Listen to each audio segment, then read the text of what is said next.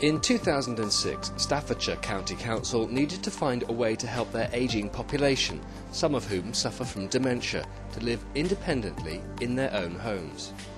They chose to adopt the Just Checking system, a package that includes installing small wireless movement sensors in homes across the area, to act as an assessment tool for concerned family members or social workers.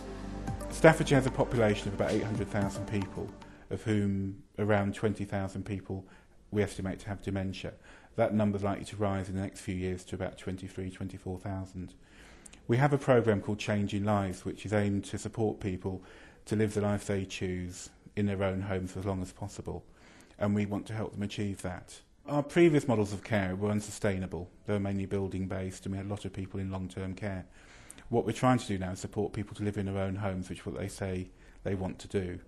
And Just Checking's been able to give us information to support our assessment, to let us know what people's capabilities and abilities are, as well as areas where they might be more dependent. Activity monitoring is the remote monitoring of people in their own homes.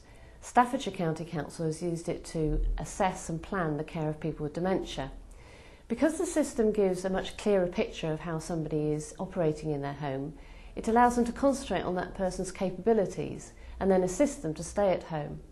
It also reassures families, who often think that the worst is happening, that in fact the person is operating much better than they think. And it also helps the collaboration between the health professionals and the family, so that everybody can work together to help keep that person in their own home. In 2006, from the original pilot, we bought 12 kits around the county.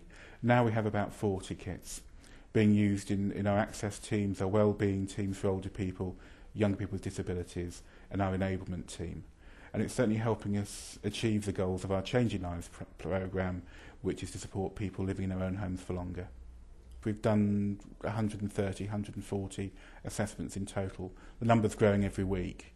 And what we found is that it's very cost effective. Each kit we can use probably about 3 or 4 weeks at a time with one person and move it on to someone else. The information we're getting from the kit is very valuable in our assessment process, and families and carers find it invaluable, understanding what a loved one can do and can't do. The system uses small lightweight movement sensors, one in each room of the house. They're very easy to install and are simply stuck up with Velcro, and the system works automatically. And this generates a chart of activity which is accessed by carers and health professionals, social care professionals, via the internet. They can log on and look at the chart of activity. One of the best examples we've got of how it's helped someone is a lady who was in a hospital. On the ward, she couldn't function at all. She was a fish out of water. She was keen to go home. Her family supported that. And we used a period of trial home leave with the Just Checking equipment to actually evidence that she could function better in her own environment. We used that information then to look for a place in sheltered housing, and she returned from hospital in September 2007, and in this point, 2008, she's still living at home with a care package. She's got her life back.